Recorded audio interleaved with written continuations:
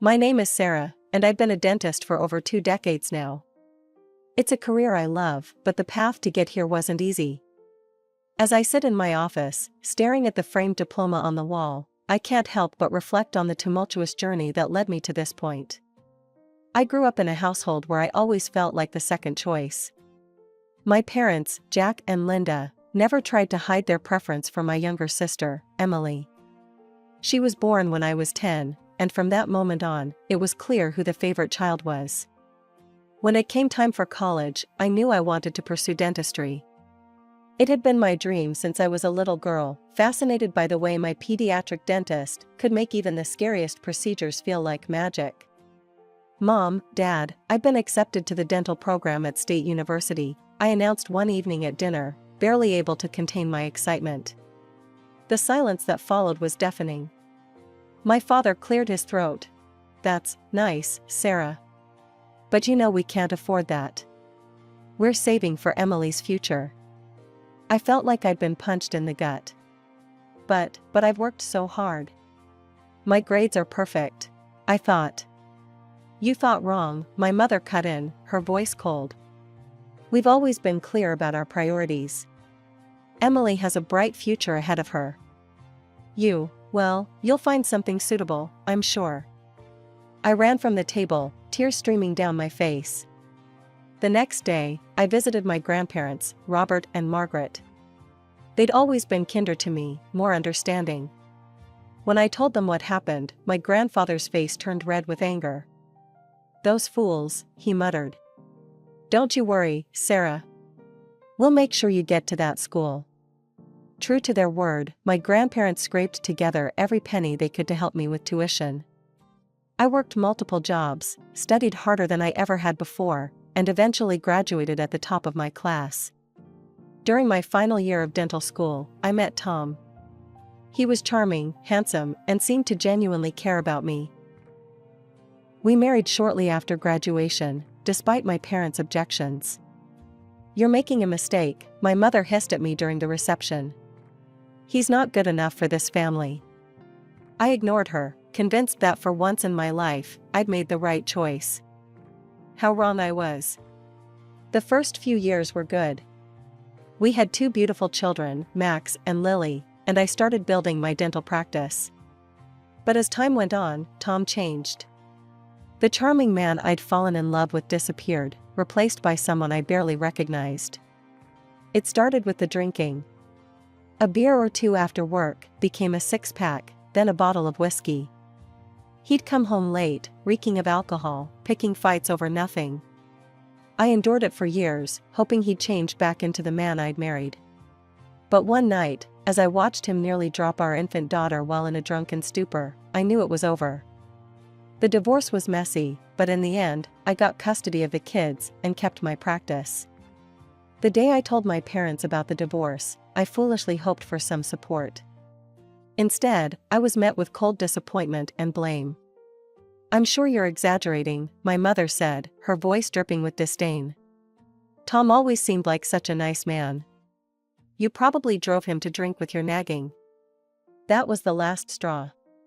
I gathered my children and left, vowing never to seek their approval again. Meanwhile, my sister Emily's life seemed picture perfect. She'd become a psychologist, married a successful businessman named David, and had 2 boys of her own. My parents never missed an opportunity to remind me how much better she was doing. "Emily just bought a new house in that fancy neighborhood," my mother would casually mention during our increasingly rare phone calls. "Her practice is really taking off. It's so nice to have a daughter we can be proud of." Years passed, and I built a successful dental practice. I was doing well financially, even able to buy a nice apartment in a good area of town. Ironically, there were times when my parents would call, asking for money. "Sarah, your father and I are a bit short this month. We were hoping you could help out," my mother would say, her tone sugary sweet. Despite everything, I always sent them what they needed. Part of me hoped that by being generous, they might finally see my worth. But their attitude never changed. One day, I received a call from Emily. Our parents had passed away suddenly in a car accident. I was devastated, not just by their loss, but by the realization that we'd never have a chance to reconcile. "I'm in the Maldives with David," Emily said, her voice crackling over the international line. "Could you handle the funeral arrangements? We'll try to get back as soon as we can." So there I was, planning my parents' funeral while my sister lounged on a beach halfway across the world. I threw myself into the task, determined to give them a beautiful send-off, despite our troubled relationship. The day of the funeral arrived, and Emily finally showed up, tanned and seemingly carefree. Right after the funeral, a lawyer approached us. "We need to discuss the will." I hadn't even thought about the will. Surely, despite everything, my parents wouldn't completely forget about me?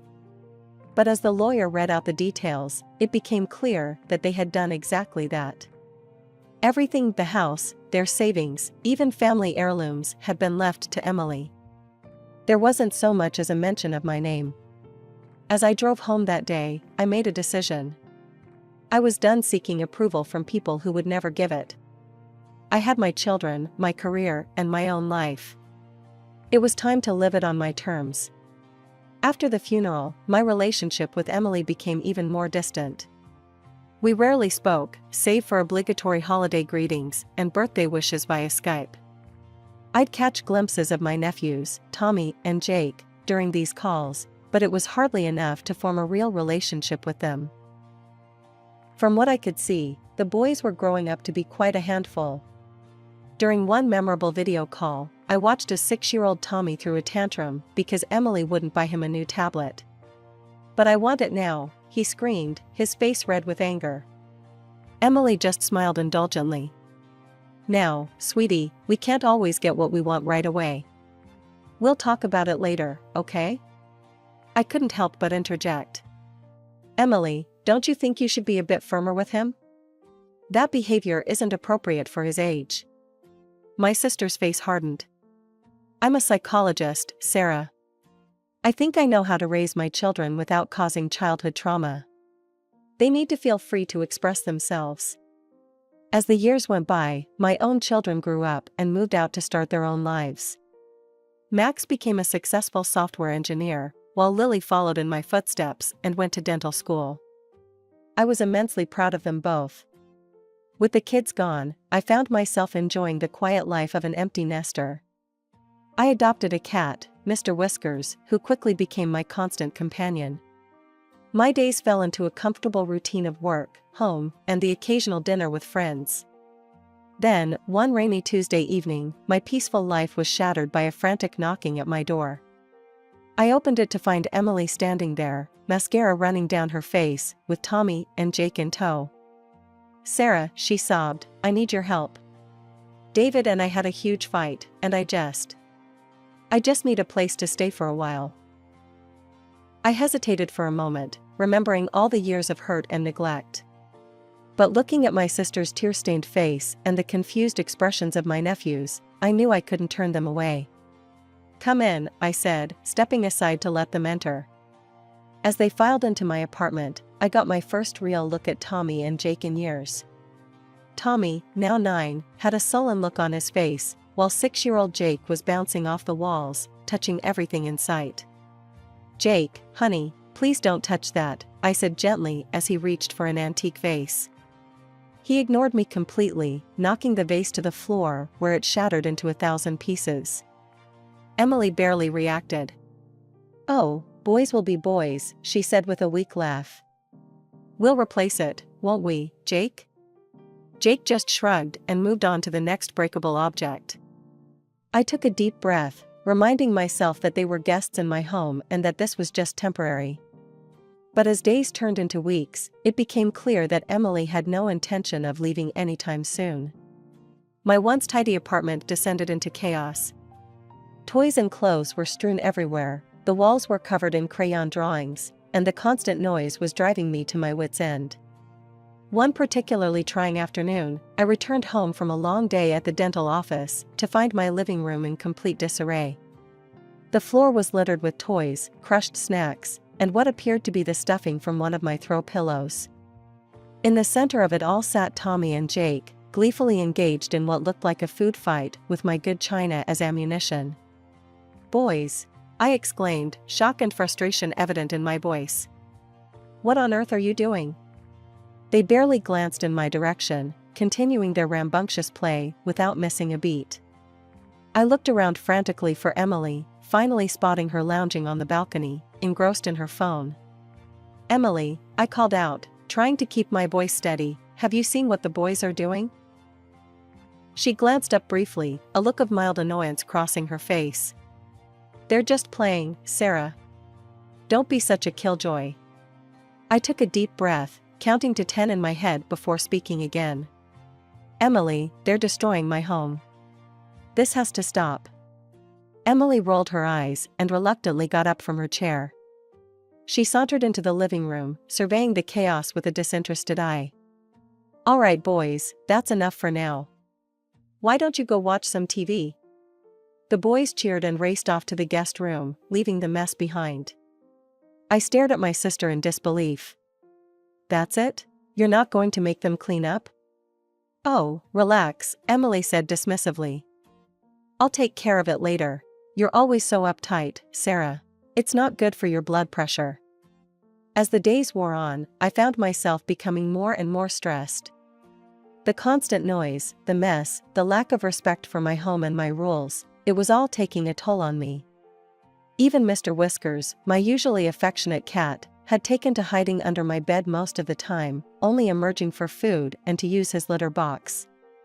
One evening, as I was preparing dinner, a task that had somehow fallen solely to me despite Emily and the boys being my guests, there was a knock at the door. I opened it to find Mrs. Johnson, my elderly neighbor from the floor below, standing there with a stern expression on her face. "Dr. Sarah," she began, her voice tight with barely contained anger. "I've always considered you a model neighbor, but these past few weeks have been unbearable. The noise from your apartment is constant. I can hear screaming and things breaking at all hours of the day and night. What on earth is going on up here?" I felt my face flush with embarrassment. "I'm so sorry, Mrs. Johnson. My sister and her children are staying with me temporarily, and I'm afraid the boys can be a bit energetic." Mrs. Johnson's expression softened slightly. "I understand children can be lively, dear, but this goes beyond that. And it's not just the noise. Have you seen what they've done to the hallway?" She gestured for me to follow her. We walked to the stairwell, and I gasped in horror. The walls were covered in graffiti, crude drawings, and misspelled words spray-painted in garish colors. I recognized Tommy's handiwork immediately. This is unacceptable," I stammered, mortified. "I had no idea." "I'll clean it up right away, Mrs. Johnson. And I promise, it won't happen again." "See that it doesn't," she replied firmly. "Otherwise, I'm afraid I'll have to report this to the building management and the appropriate authorities." Once she was out of sight, I leaned against the wall, overwhelmed by the mess my life had become. Taking a deep breath, I steeled myself and marched back to my apartment. As I opened the door, I was met with the sound of Tommy and Jake's laughter, punctuated by the crash of something else breaking. "Boys," I said firmly, "turn that off. We have work to do." They ignored me, as usual. I strode over and switched off the TV. "Hey," Tommy protested. "We were playing that." "Not anymore," I replied. "You're going to clean up the mess you made in the hallway. Come with me, now." Grumbling and whining, they followed me to the stairwell. I handed them scrub brushes and a bucket of soapy water. "Start cleaning," I instructed. They stared at me in disbelief. But Mom said we don't have to do chores," Tommy stammered. "Your mom isn't here right now," I said. "And in my house, we clean up our messes." They half-heartedly swiped at the walls, more interested in splashing each other than actually cleaning. I was about to intervene when I heard footsteps on the stairs. To my surprise, it was Mrs. Johnson's son, Mark, in his police uniform. He must have just gotten off duty. "Everything okay here, Dr. Sarah?" he asked, eyeing the boys suspiciously. Sensing an opportunity, I explained the situation. Mark's face hardened as he turned to Tommy and Jake. "Listen up, boys," he said sternly. "Vandalism is a serious offense. If you don't clean this up properly, we're going to have some real problems. Understand?" The boys' eyes widened in fear. They nodded vigorously and began scrubbing the walls with newfound enthusiasm. I was supervising their progress when I heard the elevator ding. Emily stepped out, fresh from a trip to the beauty salon, her hair and nails immaculate. Her jaw dropped when she saw the scene before her. "What the hell is going on here?" she shrieked. I calmly explained the situation, but Emily wasn't having it. "How dare you force my children to do manual labor?" she yelled. "This is cruel and unusual punishment." "Cruel?" I shot back, my patience finally snapping. "Cruel is letting them destroy other people's property without consequences." Emily grabbed the boy's hands. "Come on, we're leaving. I won't let you be subjected to this abuse." The next few days were tense. Emily and the boys stayed, but they barely spoke to me. I was starting to think things couldn't get any worse. I was wrong. I came home from work one afternoon to find my apartment eerily quiet. "Hello?" I called out. A pitiful meow answered me. I followed the sound to find Mr. Whiskers huddled in a corner, his fur a startling shade of blue. "Oh my God," I gasped. The poor cat was covered in paint, frantically trying to lick it off. I screamed in horror and anger. Scooping up Mr. Whiskers, I wrapped him in a towel and rushed him to the vet, my heart pounding. The vet's diagnosis was grim. "He's ingested a significant amount of paint," she told me. "We'll need to keep him overnight for treatment." Leaving Mr. Whiskers at the clinic was one of the hardest things I've ever done. I returned home, shaking with fury. Emily was lounging on the couch, scrolling through her phone. I explained to her what happened to Mr. Whiskers, demanding she discipline the boys and help clean up the mess they'd made.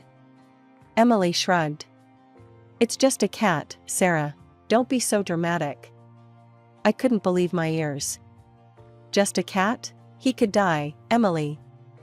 "Well, that's not my problem," she said dismissively. "And neither is the cleaning. It's your apartment, after all." The next morning, I arrived at my dental practice earlier than usual. My mind was reeling from the events of the past few weeks, and I knew I needed to get to the bottom of this situation. With a deep breath, I picked up my phone and dialed David's number. "David, I'm sorry to bother you," I began, "but I need to understand what's going on. Why did you and Emily have a fight? When is she planning to come back home?" There was a long pause on the other end of the line. Then, David let out a heavy sigh. "Sarah, I'm afraid Emily won't be coming back. We're getting divorced." David's story came pouring out, each revelation more shocking than the last. He told me how Emily had quit her psychology practice years ago, refusing to work or even help around the house. Their home had fallen into disrepair, and the children were completely out of control. "And then there were the vacations," he went on.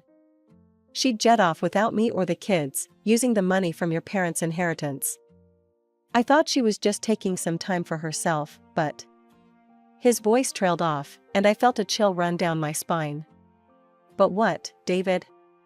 "She was cheating on me, Sarah. Multiple times, with different men. God, I can't believe I'm saying this, but I had to get a DNA test for the boys. Thankfully, they're mine, but after all that, I just couldn't do it anymore. I filed for divorce and asked her to leave."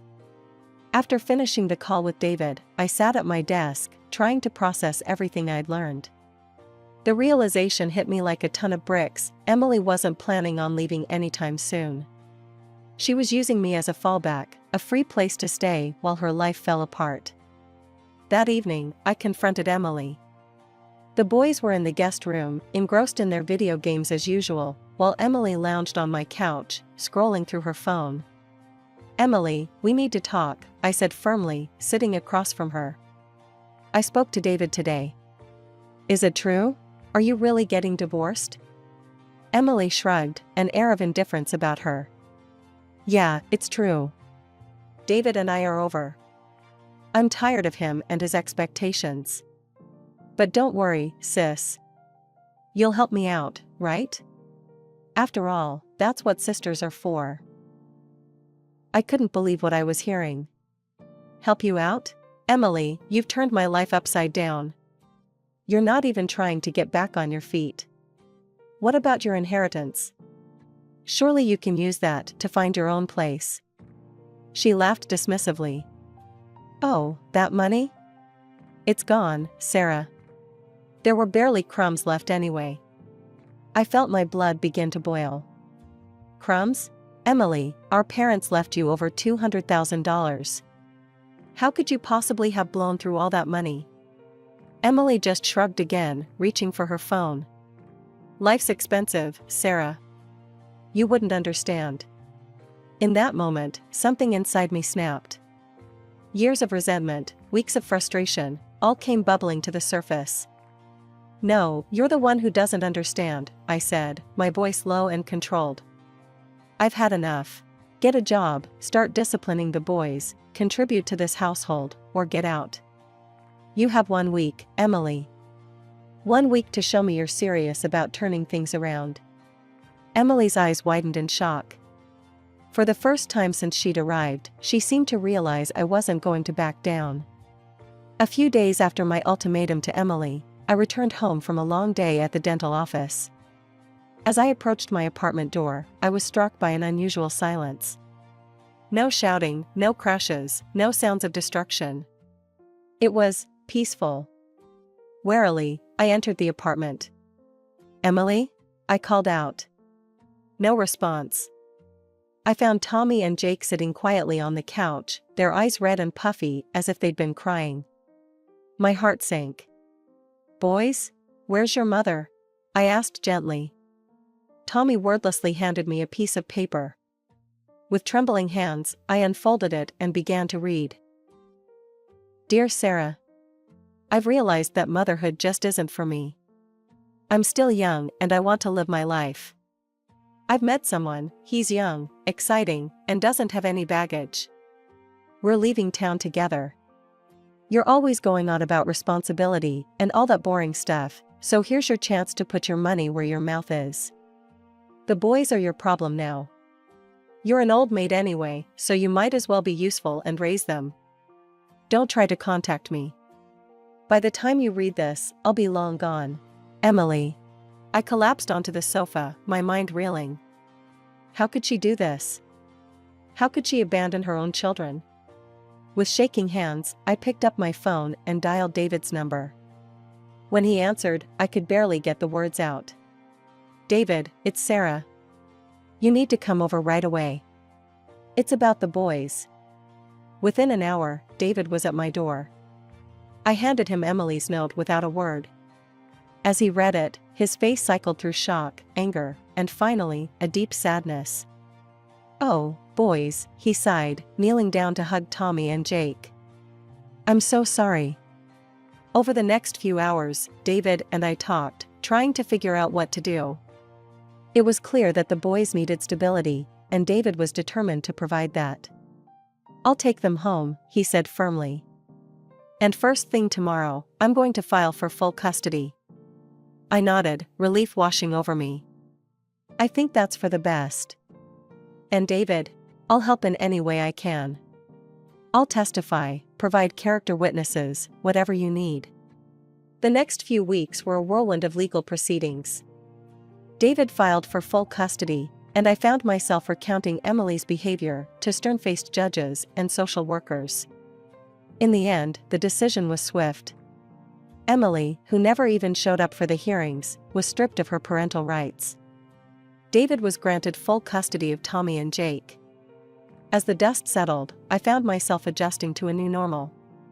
I visited David and the boys often, marveling at the changes in their household. David had hired a part-time nanny to help out, but he was also making a concerted effort to be more present in his sons' lives. One sunny Saturday, about a month after everything had happened, I visited their home. I was amazed to find Tommy setting the table for lunch, while Jake was helping David prepare sandwiches in the kitchen. Aunt Sarah, they both cried, running to hug me. I embraced them tightly, noticing how much calmer and happier they seemed. They're doing so well, I remarked to David as we watched the boys play in the backyard after lunch. You're doing a great job. 5 years have passed, and life has taken unexpected turns. I'm still practicing dentistry, finding fulfillment in my work and enjoying quiet evenings with Mr. Whiskers, my faithful feline companion. Tommy, now 14, has become something of a local celebrity.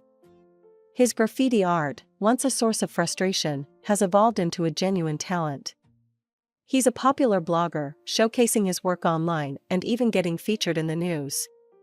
His success has brought him a decent income, unusual for someone his age. One Sunday afternoon, David and the boys were visiting me for our weekly family dinner. We were catching up on Tommy's latest art project when there was an unexpected knock at the door. To everyone's shock, it was Emily. She barged in, eyes fixed on Tommy. I hear you're making quite a bit of money now, she said, her voice sickly sweet. Mommy needs her share. David stepped forward, his face stern. You have no right to any of it, Emily. He pulled out a document from his wallet. You were stripped of your parental rights years ago. Leave now, or I'm calling the police. Emily's face contorted with anger, but seeing our united front, she turned and left without another word. We haven't seen her since. As for me, I continue to work and enjoy life's simple pleasures. I stay in touch with my own children, now adults themselves, cherishing our relationship.